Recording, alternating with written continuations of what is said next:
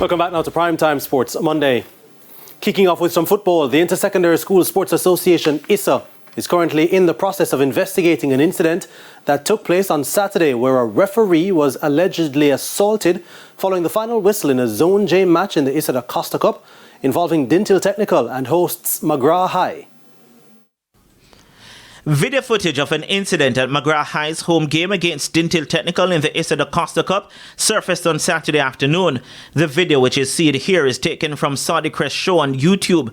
Watch as referee Christopher Bailey signaled the end of the game. A player from Dinthill Technical, who we'll refer to as Player 1, flashes his hand at the referee. He does it once more as he walks away. Another player, let's call him Player 2, walks towards the referee, pointing at the official. The referee then goes to his pocket and issues a red card to Player 2. From there, things escalated quickly. Player 2 gets into the referee's face before pushing him. From there, the referee is quickly surrounded by a number of Dinthill Technical players.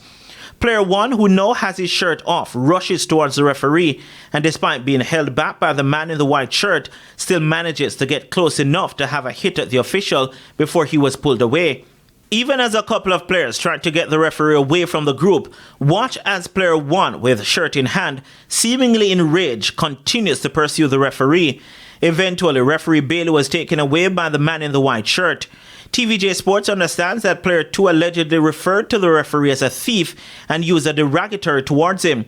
That prompted the referee to issue the red card, which led to what followed. It's further understood that the referee was subsequently taken from the playing area and placed in a classroom along with his 2 assistant referees. A source told TVJ Sports that persons, including players, then converged on the classroom, barricading the referees inside for close to an hour. The source added that police officers were called in to escort the officials from the school grounds. Speaking to TVJ Sports, ISSA President Keith Wellington strongly condemned the incident. Meanwhile, competitions officer at ISSA, Ewan Scott, says he could not speak about the possible punishment the player or players could face. According to ISSA's rules, the disciplinary committee will have the power to reprimand or suspend an individual, to suspend a team, or recommend an expulsion in these circumstances. When TVJ Sports reached out to referee Bailey on Monday, he indicated that he could not comment on the incident as he had submitted his report to ISSA and the JFF referees department on Sunday. Efforts to contact head of the referees department, Cardella Samuels, were unsuccessful. Renata Brown for TVJ Sports.